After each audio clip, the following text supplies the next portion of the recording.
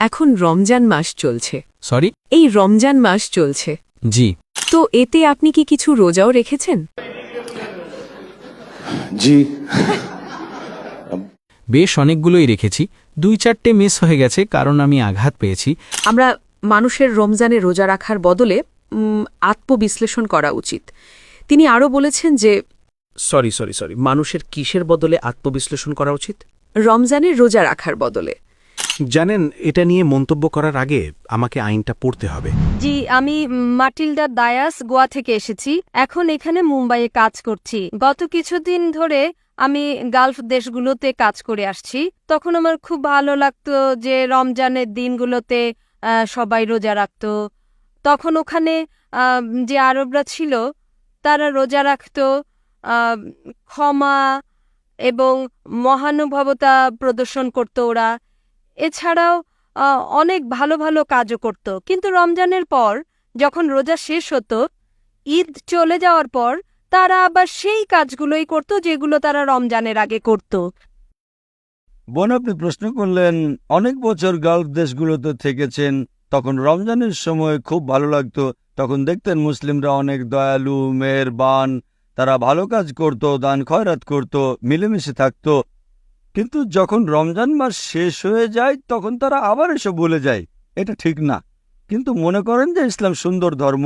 আমি মানছি যে আপনি যা বললেন তা ঘটে, তবে সবাই এমন না। কেন? কারণ সব মানুষই জানে কোনটা ভালো আর কোনটা খারাপ। কিন্তু রমজানের সময় সে যতটা সম্ভব বেশি ভালো কাজ করার চেষ্টা করে থাকে। রমজানের সময় সীমাহীনভাবে ভালো কাজ করতে চায়। তখন সে চেষ্টা করে ছোটখাটো ভুল ত্রুটিগুলো যা সে সবসময় করে থাকে, অন্তত রমজান মাসে সেগুলো থেকে বিরত থাকার চেষ্টা করে থাকে। একইভাবে তারা আরও বেশি চেষ্টা করে থাকে, মুসলিমরা আরও বেশি সচেষ্ট হয় অন্তত রমজান মাসে 5 ওয়াক্ত নামাজ পড়াটা ঠিক রাখতে, অন্তত রমজান মাসে জামাত পড়াটা ঠিক রাখতে, অন্তত রমজান মাসে কোরআন তেলাওয়াত ঠিক রাখতে। সাধারণত চেষ্টা করে 3 ওয়াক্ত নামাজ পড়তে পারে, রমজানে 5 ওয়াক্ত নামাজ পড়বে। সবসময় দেখা যায় 2-1টা জামাত সে ধরতে পারে না, কিন্তু রমজানে 5 ওয়াক্ত ধরে। এমনি সময় হয়তো সপ্তাহে একদিন কোরআন পড়ে, রমজান মাসে প্রতিদিন কোরআন পড়ে, বেশি বেশি পড়ে। তাই এখানে ব্যাখ্যাটা এমন যে আল্লাহ রাসূল ইরশাদ করেছেন রমজান এমন একটা মাস শয়তানকে বন্দী রাখা হয়। হতে পারে নাশকতামূলক কাজগুলো এই মাসে কম হয়, এজন্য মানুষের ভালো কাজের মাত্রাটা উঁচু হয়ে যায়। কিন্তু তার মানে এই নয় যে রমজান মাসের পর আপনারা আবার ওইসব অসৎ কাজ, ছোটখাটো ভুলভ্রান্তিগুলো করতে থাকবেন। এজন্যই আল্লাহ তাআলা বলেছেন সূরা বাকারা সূরা নম্বর 2 আয়াত নম্বর 183-তে, রোজা তোমাদের উপর ফরজ করা হয়েছে ঠিক সেইভাবে যেভাবে পূর্ববর্তীদের উপর ফরজ করা হয়েছিল, যেন তোমরা তাকওয়া অর্জন করতে পারো। রোজার সময় আমরা উপোস থাকি কেন? সর্বপ্রথম বিষয় হচ্ছে আমরা যেন মুত্তাকি হই। এর মাধ্যমে সব মানুষই উঁচু পর্যায়ে তাকওয়া অর্জন করে। অনেক মানুষ রমজানের পরও এর চর্চা করে থাকে, কারো কারো চর্চার মাত্রা কমে যায়। কিন্তু আপনি খুব গুরুত্বপূর্ণ একটা কথা বলেছেন যে সব সময় রমজান মাস হোক বা না হোক, আমাদের অন্ততপক্ষে একটা মিনিমাম লেভেল মেনে চলা উচিত। অন্তত ফরজটা তো আদায় করা উচিত। 5 ওয়াক্ত নামাজ অবশ্যই পড়া উচিত। হতে পারে রমজান আরও বেশি বেশি নামাজ পড়েন, তাহাজ্জুদ পড়েন, সুন্নত বেশি বেশি পড়েন, কিন্তু যেটা মিনিমাম লেভেল সেটা তো প্রত্যেক মুসলিমের সব সময় পালন করা কর্তব্য। হতে পারে রমজানে আপনি অনেক বেশি বেশি দান খয়রাত করলেন, কিন্তু এর একটা নির্দিষ্ট মাত্রা সবসময় বজায় রেখে চলা উচিত। বোন, আপনার কাছে প্রশ্ন, আপনি কি ইসলাম সম্পর্কে জানেন? হ্যাঁ, অনেক কিছু জানি। আপনি কি মানেন যে আল্লাহ এক? জি, বিশ্বাস আপনি করি। কি বিশ্বাস করেন যে মূর্তি পূজা করা ভুল? জি, বিশ্বাস করি। আপনি কি মানেন যীশু খ্রিস্ট ঈশ্বর?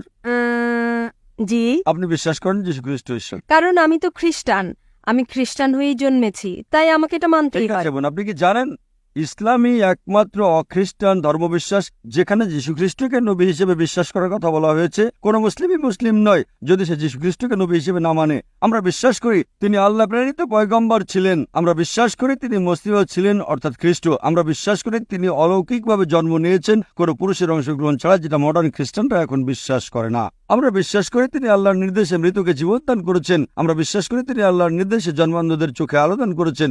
খ্রিস্টান এবং মুসলিমরা পাশাপাশি অবস্থান করে। অবশ্যই আমরা একই সাথে পথ চলি। কিন্তু একটা আমার সত্যি ভালো লাগছে, আমরা তো ঝগড়া করছি না। আমি জানি। আর আমি মনে করি আমার দিক থেকে আমি অবশ্যই ইসলামে বিশ্বাস করি, কিন্তু আমি আমার ধর্মকেও বিশ্বাস করি। কিন্তু বেশিরভাগ খ্রিস্টানই মনে করে যে যীশুখ্রিস্ট ঈশ্বর, তিনি ঈশ্বর হিসেবে এসেছেন। প্রকৃতপক্ষে আপনি যদি বাইবেল পড়েন সেখানে এমন কোনো সুস্পষ্ট উদ্ধৃতি নেই সম্পূর্ণ বাইবেলে যেখানে যীশুখ্রিস্ট স্বয়ং দাবি করেছেন, তিনি বলেছেন যে আমি ঈশ্বর অথবা আমার উপাসনা করো।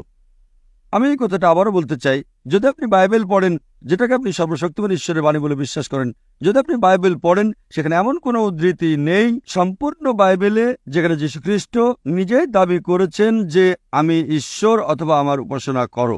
এমনকি যদি পড়েন গসপেল অফ জন অধ্যায় নম্বর 14 অনুচ্ছেদ 28, যীশুখ্রিস্ট নিজের মুখে বলেন আমার পিতা আমার চেয়ে মহান। গসপেল অফ জন অধ্যায় 10 অনুচ্ছেদ 20, আমার পিতা সবার চেয়ে মহান। গসপেল অফ ম্যাথিউ অধ্যায় 12 অনুচ্ছেদ 28 বলেছেন আমি শয়তানকে বিতাড়িত করি আল্লাহর নির্দেশে। গসপেল অফ লুক অধ্যায় 11 অনুচ্ছেদ 20, আমি আল্লাহর আঙুলের সাহায্যে শয়তানকে তাড়িয়ে দিই। নিশ্চয়ই আপনি ঠিকই বলছেন, আমি বলিনি তো যে আপনি ভুল বলছেন, আপনি ঠিকই বলছেন স্যার। গসপেল অফ জনের 5 নম্বর অধ্যায় 30 নম্বর অনুচ্ছেদে যিশু নিজে বলেছেন আমি নিজের থেকে কিছুই করতে পারি না, আমি যা শুনি তাই বলি আর আমার বিচার সঠিক হয়। আমি আমার ইচ্ছায় চলি না বরং পিতার ইচ্ছায় চলি। আর যে বলে আমি নিজের ইচ্ছায় চলি না বরং সর্বশক্তিমান আল্লাহর ইচ্ছায় চলি, সে একজন মুসলিম।